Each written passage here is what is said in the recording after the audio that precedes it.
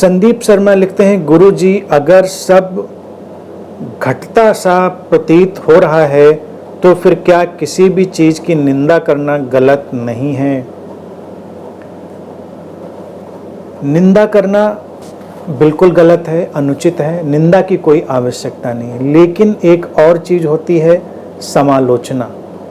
निंदा और समालोचना में अंतर होता है, निंदा और विश्लेषण में अंतर होता है। जैसे सब कुछ घटता है इसी तरह से एक समालोचनात्मक दृष्टि, एक विश्लेषणात्मक दृष्टि भी घटती है। जीवन उससे भी आगे जाता है। इसलिए जब हम कहीं पर वो समालोचनात्मक विश्लेषणात्मक दृष्टि रखते हैं तो वो एक हैपनिंग ही है। निंदा मानसिक है, कंडेमनेशन मेंटल है, क्योंकि वो हमारे अपने पूर्वाग्रहों से, हमारी अपनी जटिलताओं से, हमारे अपने कॉम्प्लेक्सेस से घटता है। निंदा स्वाभाविक नहीं है, लेकिन समालोचना स्वाभाविक हो सकती है, विश्लेषण स्वाभाविक हो सकता है, उसमें कोई बुराई नहीं। वो जीवन के विकास की तरफ ले जाने का एक नैसर्गिक ढंग ही है। जैसे मान लीजिए बारिश हो रही है, तुम बारिश में निकले, तुम भीगे, तुमको थोड़ा अच्छा नहीं लगा, तो तुमको लगेगा कि अच्छा बहुत तेज बारिश हो रही, भीग रहे हैं, इससे बचना चाहिए, तो तुम छतरी का आविष्कार करोगे या छतरी ढूंढोगे। नहीं होगी तो आविष्कार की तरफ जाओगे, है तो उसको तलाशोगे। बारिश को ये देखना कि बारिश भिगो रही है, उससे आपको कुछ परेशानी हो रही है, और छतरी का तलाशना निंदा नहीं है। ये तो एक साधारण सी विश्लेषणात्मक दृष्टि है। धूप तेज है, तुमने देखा और तुमने इसको जाना कि हाँ धूप तेज है, और तुमने इसको कहा कि धूप बहुत तेज है, इसका हमें कुछ समाधान करना है। इसी तरह से तुम भोजन की तरफ बढ़ते हो। इस बात को पहले भी लोगों ने सोचा है, ऐसा नहीं कि नहीं सोचा है कि अगर सब घट रहा है, ये भारत की तो बहुत प्राचीन अंतर्दृष्टि है ना, तो इस पर कोई ऐसा नहीं आज के तौर से हम विचार कर रहे हैं, पहले भी लोगों ने सोचा। तो उनको लगा कि सब चलता है, सब हो रहा है का मतलब फिर हमें तो किसी बात से मतलब ही नहीं होना चाहिए। लेकिन हमको एक बात ये भी ध्यान रखनी है कि जीवन सतत विकास की तरफ है, जीवन कांस्टेंट एक इवोल्यूशन की तरफ है, और वो बेहतर से बेहतर की तरफ जाएगा। अब भोजन की ही बात लें तो भोजन में जब आप अच्छे की तरफ जाएंगे तो आपको बुरा भी पता होना चाहिए। अगर आपको बुरा भोजन पता है, खराब भोजन पता है, तो आप अच्छे की तलाश कर पाएंगे, अच्छे का आविष्कार कर पाएंगे।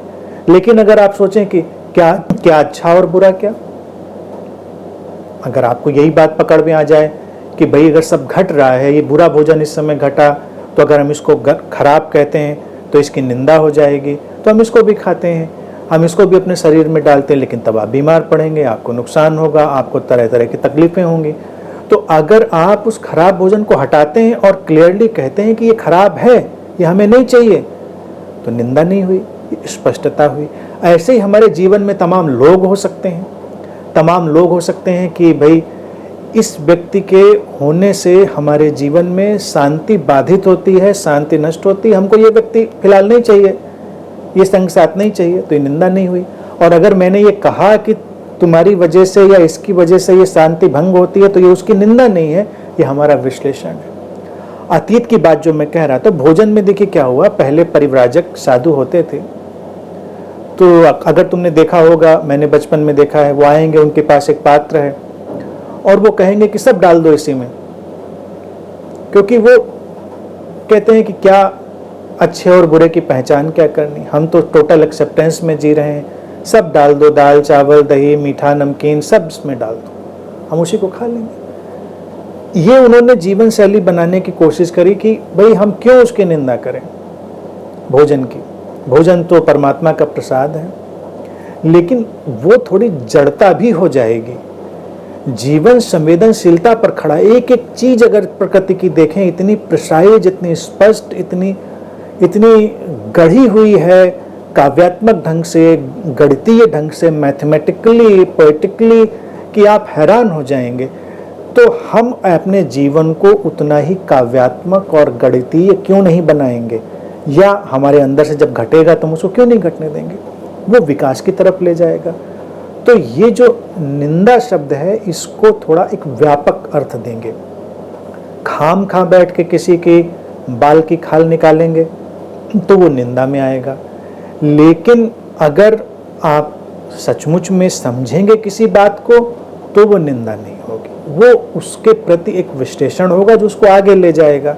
तुमने अपने बच्चे को स्कूल में डाला, टीचर ने कहा कि बच्चा पढ़ने में अच्छा नहीं है, ये गलत करता है, ये गलत करता है, तो कहेंगे अरे अब जैसा है वैसा है, घटा नेचर ने बनाया, बच्चे की निंदा क्यों कर रहे हैं। लेकिन जब ये कहा जाता है कि ये बच्चा ठीक से नहीं पढ़ रहा है, ये शरारत कर रहा है, या इसको ये बात समझ में नहीं आ रही है, ये ठीक रास्ते पर नहीं जा रहा है, तो ये निंदा नहीं है, ये उसके विकास के लिए एनालिसिस है, विश्लेषण है। तो उसके लिए हम हमेशा आज़ाद हैं और वो घटती है, सबके अंदर घटती है। तो जब भी हमारे अंदर वो अंतर्दृष्टि घटती है तो उसका स्वागत करना चाहिए, उसका सम्मान करना चाहिए, और वो कहीं भी किसी भी रूप में हो सकती है।